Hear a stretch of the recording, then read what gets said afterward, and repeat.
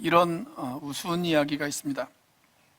어느 추운 겨울밤에 술에 잔뜩 취한 사람이 교회당의 문을 열고 들어왔다고 합니다. 그런데 공교롭게 그날따라 교회를 지키던 사찰 집사님도 거나하게 한잔 하셨다고 그래요. 사찰 집사님이 취중에 소리를 지르기를 누구요? 하고 소리를 질렀습니다. 그러자 취객이 이야기하기를 난 신자가 되기를 원하는 사람이요, 그렇게 대답을 했습니다. 그러자 사찰 집사님이 왜 신자가 되기를 원합니까? 그렇게 소리쳤어요. 그러자 삶이 너무나도 힘든데 신자가 되어지면 예수님이 기쁨을 준다고 해서 신자가 되기를 원하오, 그렇게 대답을 했어요. 그때 사찰 집사님의 대답이 걸작입니다. 이렇게 이야기했다고 합니다. 여기 그런 양반 없습니다. 그렇게 대답을 했다고 그래요. 예수님이 없는 교회 기쁨이 있을 수가 없습니다. 예수님이 없는 인생 기쁨이 있을 수가 없습니다. 바울 사도는 오늘 본문에서 빌립보 교회와 오늘을 살아가는 우리들에게 기쁨의 메시지를 이야기하고 있습니다. 주 안에서 항상 기뻐하십시오. 내가 다시 말합니다. 여러분 항상 기뻐하십시오. 그러나 문제는 우리가 어떻게 항상 기뻐할 수 있느냐 하는 것입니다. 바울은 오늘 본문 1절에서 거기에 대한 해답을 이렇게 제시해 주고 있습니다. 자, 1절 말씀입니다. 같이 한번 읽습니다. 그러므로 나의 사랑하고 사모하는 형제들, 나의 기쁨이요 멸류가 아닌 사랑하는 자들아, 이와 같이 주 안에 서라. 지금 우리가 가지고 있는 성경에는 원문에서 매우 중요하게 생각하는 단어 하나를 생략했습니다. 그래서 이 말씀을 새번역 성경으로 보면 이렇게 번역이 되어져 있어요. 자, 같이 한번 읽어보겠습니다. 시작. 그러므로 사랑하고 사모하는 나의 형제자매 여러분, 나의 기쁨이요 나의 멸류관인 사랑하는 여러분, 이와 같이 주님 안에 굳건히 서 계십시오. 여기 보면 그냥 서 있는 것이 아니라 어떻게 서 있으라고 이야기합니까? 굳건히 서 있으라고 그렇게 이야기합니다. 굳건히 서 있어라. 형제자매 여러분, 주님 안에서 굳건히 서 계십시오. 그렇게 이야기합니다. 이것이 바로 우리가 항상 기뻐하며 살아갈 수 있는 열쇠라고 그렇게 말씀하고 있어요. 저와 여러분이 주님 안에 굳건히 서 있을 때 비로소 우리가 항상 기뻐하는 삶이 가능하다라고 하는 것입니다. 그러나 반대로 우리가 주님 안에 굳건히 서 있지 못한다고 한다면 우리는 어느 한순간 그 기쁨을 잃어버릴 수가 있습니다. 자, 그렇다면 우리가 주 안에 굳게 서서 항상 기뻐하는 삶을 살아가기 위해서 저와 여러분이 붙잡고 살아가야 하는 삶의 원리가 있다면 그것이 무엇일까요? 첫째, 관용을 베푸는 삶을 살아야 합니다. 우리가 살면서 우리의 기쁨을 빼앗아가는 많은 이유들이 있죠. 그런데 우리의 기쁨을 위협하는 가장 큰 이유, 우리의 기쁨을 빼앗아가는 가장 보편적인 요소가 있다면 그것이 바로 인간관계의 갈등이다 라고 그렇게 이야기할 수가 있을 것입니다. 사랑했던 사람들, 나와 가깝게 지냈던 사람들, 그런데 그들이 어느 한순간 나와 왼수가 되어졌을 때 여러분, 그때 우리 마음속에 기쁨을 상실해 버릴 수가 있습니다.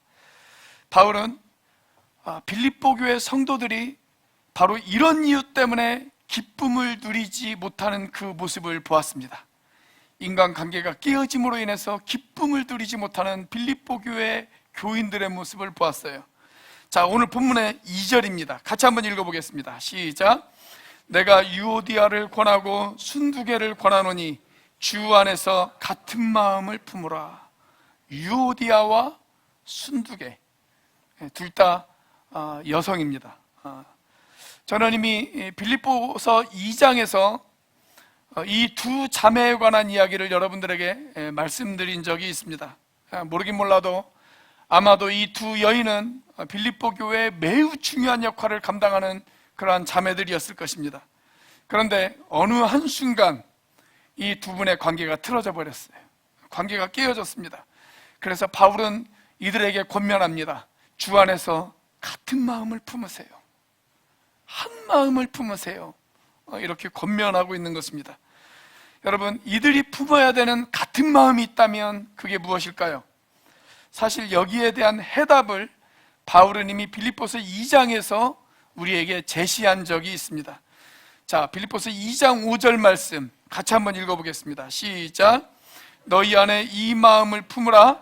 곧 그리스도 예수의 마음이니. 우리가 그리스도 예수의 마음을 품을 때 성도들 간의 갈등을 해결할 수 있다라고 하는 것입니다. 만약 내가 누군가를 미워한다면, 내가 교회 안에서 여전히 누군가와 갈등 관계에 있다면 나는 아직 예수 그리스도의 마음을 온전히 품지 못한 것입니다. 그래서 우리가 예수 그리스도의 마음을 온전히 품을 때 이런 갈등 관계를 해소할 수 있다고 성경은 우리에게 이야기합니다. 그런데 우리가 품어야 될 예수 그리스도의 마음들이 많이 있죠. 겸손, 사랑, 온유, 자비, 여러 마음들이 있습니다. 그런데 오늘 본문에서 특별히 강조하고 있는 것이 하나 있는데 그게 뭐냐면 관용입니다. 관용. 자, 오늘 본문의 5절 말씀입니다. 같이 한번 읽어보겠습니다. 시작. 너희 관용을 모든 사람에게 알게 하라. 주께서 가까우시니라. 이 관용이라고 하는 단어는 본래 두 가지의 단어가 합쳐져서 되어진 단어입니다. 무엇 위에라고 하는 말과 덮는다 라고 하는 말이 합쳐졌어요. 무엇 위에 덮는다. 그래서 소극적인 의미로 생각하면 다른 사람의 허물이나 다른 사람의 약점을 덮어주는 것, 그것이 관용입니다. 여러분, 우리가 인간관계의 갈등을 넘어서려면, 그런 갈등을 극복하기 위해서는 우리에게 필요한 것이 있는데 그게 뭐냐면 다른 사람들의 허물과 약점을 덮어줄 수 있는 마음입니다. 성경은 사랑은 모든 허다한 죄를 덮는다 라고 그렇게 우리에게 가르쳐주고 있습니다. 사랑하는 여러분, 우리가 거룩하신 주님 앞에 서는 그날, 우리가 주님 앞에 내 자신이, 내 존재가 주님을 만나게 되어지는 그날, 저와 여러분이 제일 먼저 주님에게 요청하는 것이 있다면 그것이 무엇일까요? 너무 거룩하신 주님 앞에 서는 그때 나의 부족하고 나의 연약하고 나의 실수와 나의 죄악들을 발견하게 되어질 것입니다. 너무 많은 나의 허물과 실수를 발견을 하면서 내가 주님 앞에 설 자격조차 없는 사람이다 라고 하는 것을 깨닫게 되어질 거예요. 그래서 가장 먼저 우리가 주님에게 요청하는 것, 아마 이런 요청 아니겠습니까? 주님, 제가 허물과 실수가 너무 많네요. 내가 너무나도 많은 죄악들을 저질렀네요. 하나님, 그럼에도 불구하고 저를 불쌍히 여겨주세요. 주의 보혈로 저를 덮어주시는 그 관용을 저에게 베풀어 주세요. 이런 요청을 하지 않겠습니까? 그때 주님이 뭐라고 하실까요?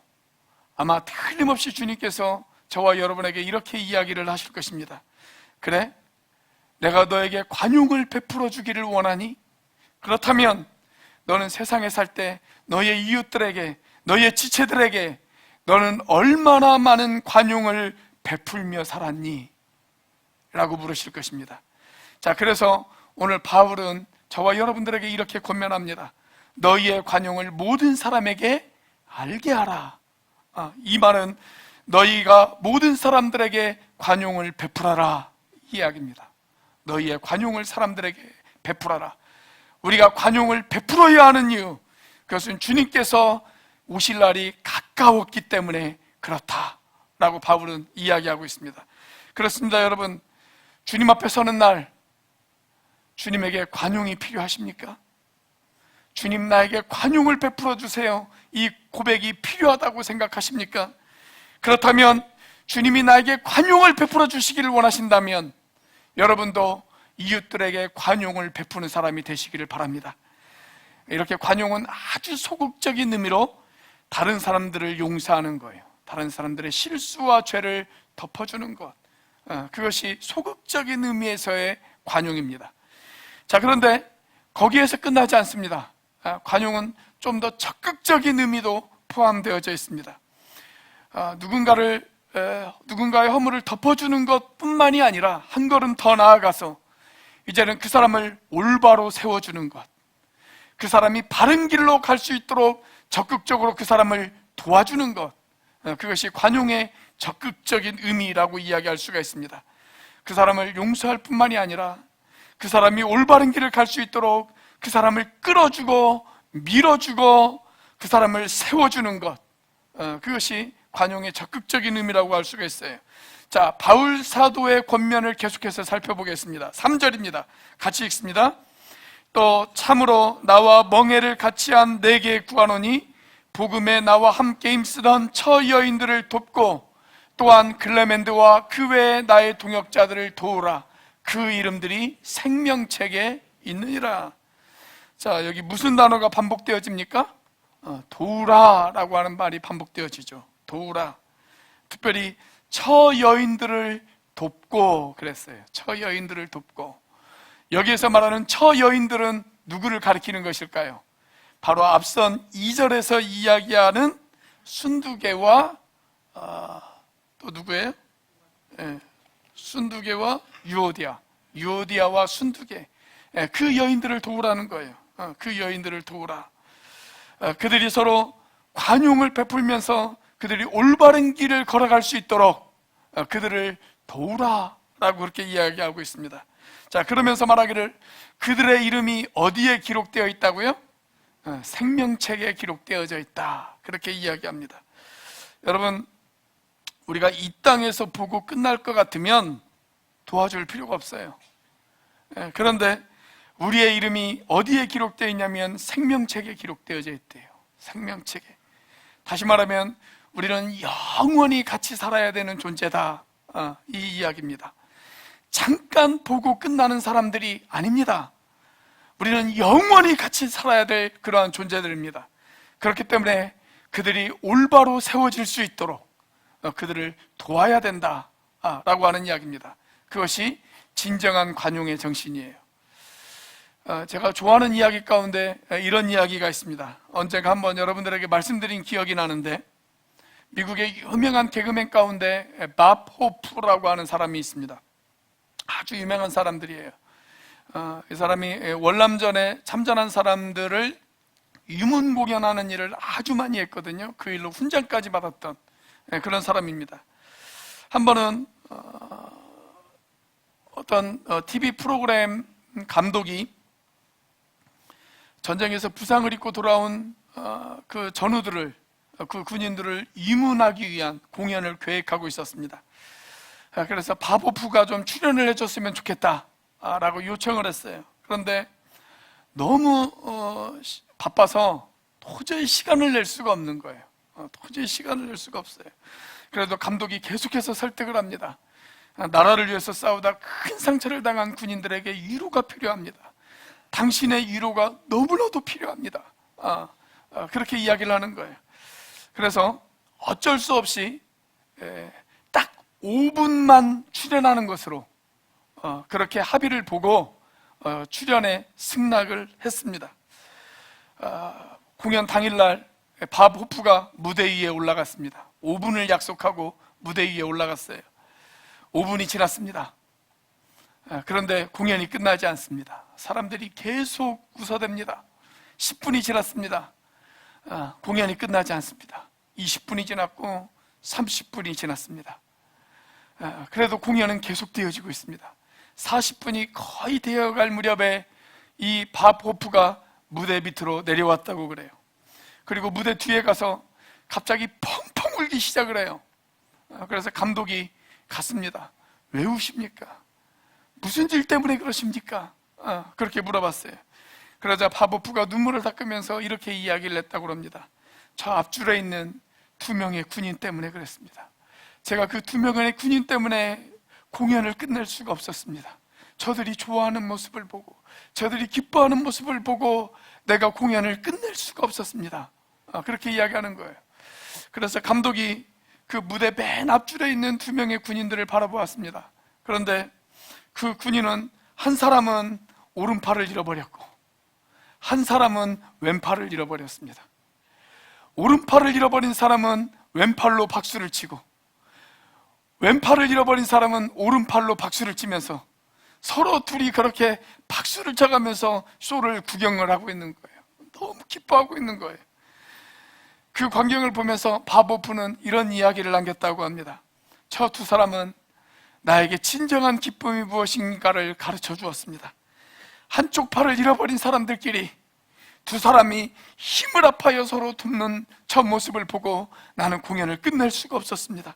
저분들에게 저는 참된 기쁨이 무엇인지를 배웠습니다.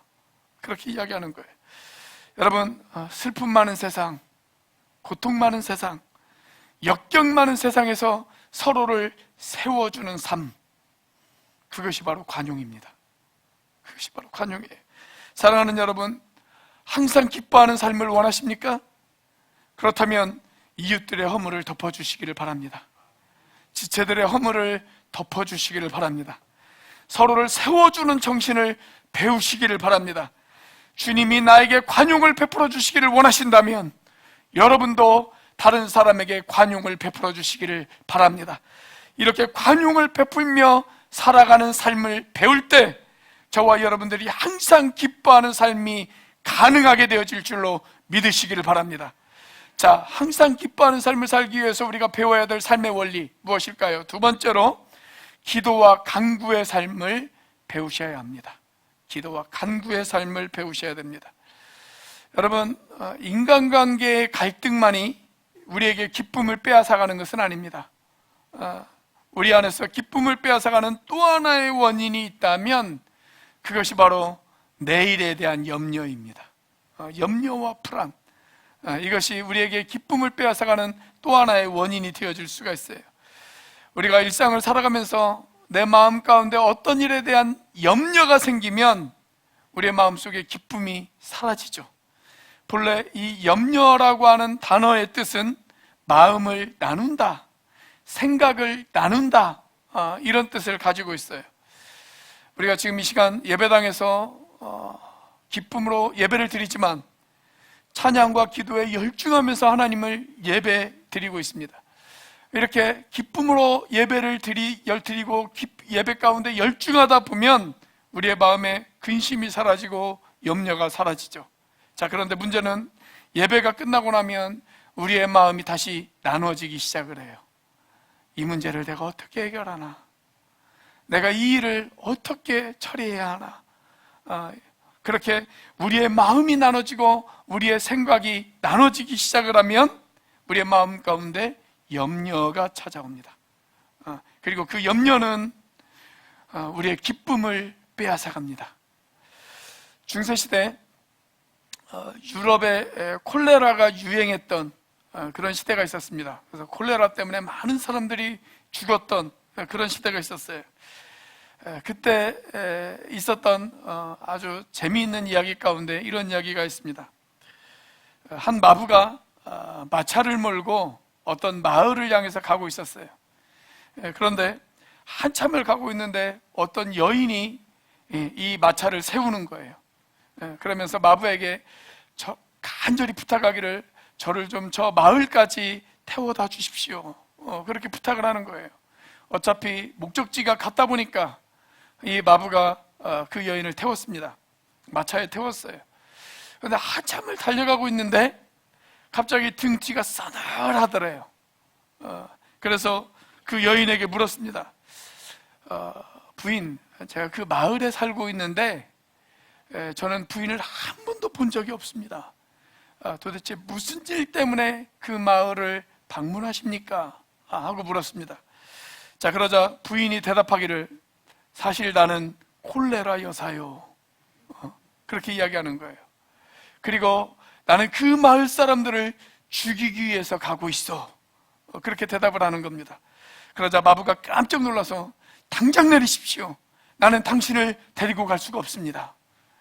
그러자 콜레라 여사가 하는 말이, 그러면 내가 당신부터 죽이겠어, 그렇게 이야기하는 거예요. 그래서 어쩔 수 없이 이 부인을 태우고 마을을 향해서 가고 있었습니다. 그리고 중간에 이 부인과 합의를 봤대요. 무슨 합의를 봤냐면 그 마을에서 딱 5명만 죽이기로 그렇게 합의를 봤답니다. 자, 그런데 마을 입구에 딱 도착을 했는데 이미 마을 어귀에 벌써 수없이 많은 시체가 마을 어귀에 쌓여 있는 거예요. 그래서 이 마부가 아주 화를 내면서 이렇게 이야기를 했답니다. 아니, 나랑 5명만 죽이기로 약속하지 않았어? 그렇게 이야기를 했어요. 그러자 부인이 이야기하기를, 나는 아직 한 사람도 죽이지 않았습니다. 아니, 그렇다면 이 시체들은 뭐요? 이 시체들은 내가 온다는 소식을 듣고 염려하다 죽은 것입니다. 그렇게 이야기를 하더라는 거예요. 여러분, 우리의 마음이 나뉘어지고 염려가 찾아오기 시작하면 더 이상 기뻐할 수 없어요. 기뻐할 수 없습니다. 자, 그렇다면 염려가 많은 이 세상에서 지금도 파도처럼 밀려오는 수많은 염려 앞에서 저와 여러분들이 어떻게 마음의 기쁨을 유지하면서 살아갈 수가 있을까요? 자, 바울은 거기에 대한 해답으로 기도와 간구를 권면합니다. 기도와 간구. 자, 6절 말씀입니다. 같이 한번 읽어보겠습니다. 시작. 아무것도 염려하지 말고 다만 모든 일에 기도와 간구로 너희 구할 것을 감사함으로 하나님께 아뢰라. 자, 바울이 여기 2가지의 해답을 제시하죠. 기도와 간구. 우리가 염려를 이기기 위해서 저와 여러분들이 해야 할 일, 기도를 하셔야 합니다. 그리고 간구를 하셔야 합니다. 기도와 간구. 이 2가지 단어가 비슷한 단어 같지만 강조점의 차이가 있어요. 비슷한 것 같지만 사실 상당한 차이가 있다라고 이야기할 수가 있습니다. 자, 일단 기도란 하나님을 바라보는 것입니다. 하나님을 바라보는 것. 기도란 하나님을 바라보고 하나님을 찾는 것, 그게 기도예요. 다시 말하면 좀 쉽게 이야기한다면 하나님의 뜻을 구하는 것, 그게 기도입니다. 내 뜻을 구하는 것이 아니라 하나님의 뜻을 구하는 것, 하나님의 뜻이 어디에 있는지를 알아가는 것, 그게 기도입니다. 자녀들이 철이 들면 부모가 굳이 이야기하지 않아도 부모의 뜻을 헤아립니다. 그렇게 하나님의 뜻을 헤아리는 것, 그것이 바로 기도라고 이야기할 수가 있습니다. 그에 비해서 간구라고 하는 것은 나의 어려움을 이야기하는 것, 나의 고난과 나의 힘듦과 나의 어려움을 이야기하는 것, 그래서 하나님의 도움을 요청하는 것, 그것이 간구라고 이야기할 수가 있습니다. 하나님, 저에게 이런 아픔이 있어요. 저에게 이런 어려움이 있어요. 하나님, 저에게 이런 고통이 있어요. 하나님, 저 좀 도와주세요. 이게 간구죠. 간구. 자, 그런데 여기 6절을 보면 순서가 어떻게 되어져 있냐면 기도와 간구, 이렇게 되어져 있어요. 기도와 간구. 기도가 먼저 나오고 간구가 나중에 등장을 합니다. 여러분, 우리가 하나님을 바라보고 하나님을 찾고 하나님의 뜻이 어디에 있는지를 구하는 기도를 하다 보면 하나님이 크게 보입니다. 하나님이 크게 보여요. 하나님을 찾고 하나님의 뜻이 어디에 있는지를 알아가다 보면 그 하나님이 크게 보여요. 하나님이 크게 보이는 사람은 상대적으로 나의 문제가 작게 느껴집니다. 크신 하나님이 감당하지 못할 일이 무엇이 있겠습니까? 자, 그런데 기도부터 하지 않고 간구부터 하기 시작을 하면 어떻게 되어질까요? 하나님, 저 힘들어요. 저 좀 도와주세요. 이렇게 간구부터 하다 보면 자꾸 그 염려 가운데 빠져요. 염려 가운데 빠집니다. 그래서 나의 문제와 나의 염려를 먼저 묵상하는 것이 아니라 무엇을 먼저 묵상해야 되냐면 크신 하나님을 먼저 묵상하셔야 됩니다. 크신 하나님, 영광의 하나님, 은혜의 하나님, 자비로우신 하나님, 긍휼의 하나님, 지금도 역사를 주관하시고 세상 만물을 다스리고 계시는 그 전능하신 하나님, 그 하나님을 먼저 바라보면 나의 문제는 상대적으로 작게 느껴져요. 그 하나님이 나의 하나님이 되신다. 세상을 다스리시고 세상을 주관하고 계시는 그 하나님이 나와 함께 하시고 나를 지배하고 계신다. 그것이 확실하게 내 마음 가운데 믿음이 생긴다면 나의 문제는 상대적으로 작게 느껴져요. 작게 느껴져요. 여러분, 문제만 묵상하다 보면 문제가 크게 보입니다. 그러나 하나님을 묵상하면 문제가 작게 보입니다. 여러분, 하나님을 묵상하시기를 바랍니다. 내 문제를 어떻게 하나? 내 가족들을 어떻게 하나? 내 자식들은 어떻게 하나? 여러분, 자신의 문제를 묵상하면 묵상할수록 문제는 크게 보여요. 그렇기 때문에 우리의 시선이 내 문제를 향하는 것이 아니라 크신 하나님을 향하여 내 시선이 맞춰질 수 있기를 주님의 이름으로 축복합니다. 그렇게 하나님의 살아계심을 바라보면 지각에 뛰어나신 하나님께서 우리의 마음과 생각을 지키실 것입니다. 자, 항상 기뻐하기 위한 우리의 삶의 원리 무엇일까요? 마지막 세 번째로 평강이 지켜지는 삶을 살아야 합니다. 자, 7절 말씀입니다. 같이 한번 읽어보겠습니다. 시작. 그리하면 모든 지각에 뛰어난 하나님의 평강이 그리스도 예수 안에서 너희 마음과 생각을 지키시리라. 여기 지킨다 라고 하는 단어가 등장하죠. 지킨다. 아니, 지킨다라고 하는 말은 사실 군대 용어예요. 군대 용어. 빈틈없이 지킨다. 군인들이 한밤에도 보초를 서죠. 적들이 침범하지 못하도록 그들이 빈틈없이 지키기 때문에 우리가 지금 평안 가운데 예배를 드릴 수 있는 것 아니겠습니까? 하나님의 평강이 내 마음과 생각을 그렇게 빈틈없이 지켜주신다라고 하는 거예요. 빈틈없이 지켜주신다. 여러분, 이거 얼마나 놀라운 축복입니까? 우리가 어떤 문제에 대한 염려를 했는데 어느 한순간 그 염려가 사라지고 내 마음 가운데 평강이 찾아왔어요. 근데 그것도 중요해요. 그것도 중요하지만 그것보다 더 중요한 것은 뭐냐면 그 평강을 계속 유지하는 것입니다. 평강이 찾아온 것도 중요하지만 그것보다 더 중요한 건 그 평강을 계속 유지하는 거예요. 자, 그래서 한순간의 평강이 아니라 이 평강이 계속 나를 지배하기 위해서 우리가 해야 할 것, 그것이 필요하다라는 거예요. 1800년대 초에 조셉 그리말디라고 하는 영국의 유명한 코미디언이 있었습니다. 이 사람은 우리가 흔히 그 피에로 복장이라고 하죠. 그 피에로 복장의 원조가 되어지는 사람이에요. 그러니까 아주 우스운 복장을 하고 우스운 얼굴 모습을 하고 사람들을 매우 잘 웃겼던 그런 사람이었습니다. 이 사람이 얼마나 유명하냐면 이 사람이 죽은 지 거의 한 지금 200년 가까이 되어지는데 지금도 이 사람의 추모일이 다가오면 영국 전역에 있는 사람들이 광대 복장을 하고 런던에 있는 올 세인츠 교회에 모여서 이 사람을 추모하는 그런 예배를 지금도 드리고 있다고 그럽니다. 자, 그런데 사람들에게 늘 웃음을 주었던 사람이었지만 그는 정작 알코올 중독과 그 다음에 우울증으로 너무나도 고생을 많이 했던 그런 사람이었어요. 하루는 너무 힘들어가지고 런던에 있는 아주 유명한 의사였던 존 에버넷시라고 하는 의사를 찾아갔다고 합니다. 그래서 자신의 어려움을 호소했다고 그래요. 그러자 의사가 처방하기를 뭐라고 처방을 하냐면 그렇게 너무 방 안에만 계시지 말고요, 좀 나가서 산책도 하시고 그리고 친구들도 좀 만나세요. 그리고 유명한 코미디언 그리말디 아시죠? 그 사람의 공연도 좀 보고 웃으세요. 그렇게 이야기를 하더랍니다.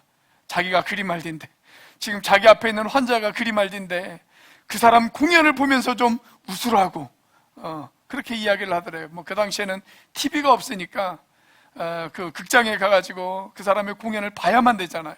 그 사람의 공연을 좀 가서 보십시오. 그렇게 이야기를 하더랍니다.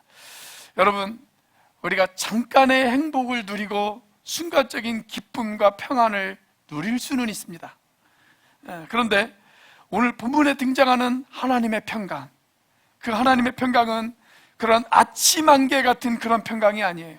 잠깐 있다가 사라지는 그런 평강이 아니라 이 평강은 빈틈없이 나를 지켜주는 평강입니다.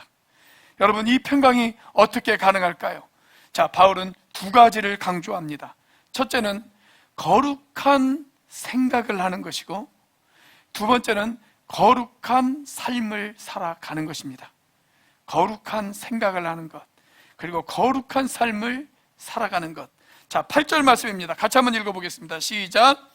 끝으로 형제들아, 무엇이든지 참되며 무엇에든지 경건하며 무엇에든지 옳으며 무엇에든지 정결하며 무엇에든지 사랑받을 만하며 무엇에든지 칭찬받을 만하며 무슨 덕이 있든지 무슨 기림이 있든지 이것들을 생각하라.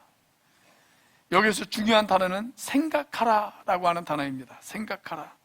자, 그런데 무엇을 생각해야 되느냐? 참되고 경건하고 올바르고 정결하고 사랑받을 만하고 칭찬받을 만한 것들을 생각하라 라는 겁니다. 한마디로 이야기하면 거룩한 것들을 생각하라, 그 이야기예요. 거룩한 것들을 생각하라. 이런 거룩한 것들과 반대되어지는 것이 있다면 더러운 생각이라고 이야기할 수가 있습니다. 더러운 생각, 거짓되고 불경건하고 미움과 시기와 제약된 생각들을 하는 것, 그것을 우리가 더러운 생각이라고 이야기할 수가 있죠. 여러분, 우리가 살다 보면 이런 더러운 생각을 할 수가 있습니다. 할 수가 있어요. 누구나 그런 생각들을 할 수가 있습니다. 그런 생각들을 안 해본 사람이 어디 있겠습니까? 다 그런 생각을 할 수가 있어요. 지금도 우리는 순간순간 그런 더러운 생각들이 우리들 안에 자리 잡을 수가 있습니다. 자, 그런데 그런 생각들이 들어오면 빨리 그것들을 털어내셔야 됩니다.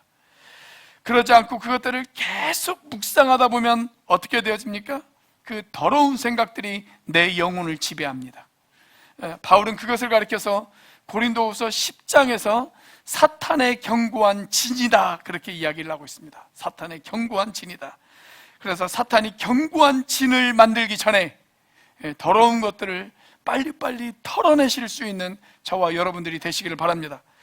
자, 그런데 거룩한 것을 생각하는 것만으로는 안 돼요. 하나님의 평강이 빈틈없이 나를 지켜주기 위해서는 거룩한 것을 생각했다면 이제는 거룩한 일들을 행하셔야 합니다. 자, 9절입니다. 같이 한번 읽어보겠습니다. 시작. 너희는 내게 배우고 받고 듣고 본 바를 행하라. 그리하면 평강의 하나님이 너희와 함께 계시리라. 여기에서 중요한 단어는 뭐냐면 행하라 라고 하는 단어입니다. 내게 배운 것, 받은 것, 들은 것, 본 것을 너희들이 행하라, 그렇게 이야기하고 있습니다. 여러분, 우리가 성경 공부를 왜 합니까? 공부하기 위해서 공부하는 것, 그건 아무런 의미가 없어요. 성경을 공부하는 가장 중요한 이유가 있다면 공부한 그 말씀을 행하기 위해서 하는 것입니다. 행하기 위해서 하는 것. 우리가 날도 더운데 아침부터 준비해서 오늘 이 자리에서 앉아 우리가 예배하는 이유가 뭡니까? 하나님을 찬양하고 하나님의 말씀을 듣기 위해서 이 자리에서 하나님을 예배하죠. 자, 그런데 여러분, 우리가 하나님께서 나에게 들려주시는 그 말씀을 그냥 듣기 위해서 앉아 있는다, 그건 아무런 의미가 없어요. 듣기만 하는 것은 아무런 의미가 없습니다. 성경은 우리에게 뭐라고 이야기합니까? 듣기만 하고 행하지 않는 자는 자기를 속이는 자다, 그렇게 이야기하고 있습니다. 그러니까 하나님의 말씀을 듣는 이유, 그 가장 중요한 이유, 그건 뭐예요? 그 말씀대로 살기 위해서 그렇습니다. 그 말씀대로 살기 위해서. 자, 그렇게 말씀을 듣고 행하면 어떻게 되어진다고요? 평강의 하나님이 너희와 함께 계시리라, 그렇게 이야기하고 있어요. 자, 여러분에게 질문 하나 던지도록 하겠습니다. 여러분, 하나님의 평강이 좋습니까? 아니면 평강의 하나님이 좋습니까? 하나님의 평강이 좋으십니까? 평강의 하나님이 좋으십니까? 비슷한 것 같지만 굉장한 차이가 있습니다. 마치 이런 질문과 똑같아요. 어린이날 부모님이 아이에게 선물을 사줬어요. 그리고 이런 질문을 던졌어요. 엄마가 좋아? 아니면 이 선물이 좋아? 그 질문과 똑같아요. 여러분, 하나님의 평강은 하나님이 주시는 선물이죠. 선물. 그런데 평강의 하나님은 선물을 주신 하나님이십니다. 선물을 주신 하나님. 여러분, 우리가 하나님의 선물인 평강을 누리는 것, 그것도 축복이에요. 그런데 그것보다 더 중요한 것은 평강의 하나님이 나와 함께하는 것, 그것은 훨씬 더 큰 축복입니다. 훨씬 더 큰 축복. 평강은 귀합니다. 하나님이 주시는 선물인 그 평강을 누리시는 여러분들이 되시기를 바랍니다. 그러나 그 평강을 주시는 하나님이 나와 함께 하시는 것, 그 체험을 하는 것, 그 경험을 하는 것, 그 확신을 갖는 것, 그것은 더 큰 축복입니다. 여러분, 그 축복을 받아 누리시는 여러분들이 되시기를 바랍니다. 내가 하나님이 기뻐하시는 일들을 생각하고 하나님이 기뻐하시는 일들을 행하면 평강의 하나님이 여러분들과 함께 하실 것입니다. 하나님이 나의 마음과 생각을 지키실 것입니다. 나와 함께 하실 것입니다. 나를 다스려 주실 것입니다. 놀라운 기쁨이 있을 것입니다. 항상 기뻐하게 될 것입니다. 그 삶을 붙잡으시는 저와 여러분들이 되시기를 주의 이름으로 축복합니다. 기도하시겠습니다.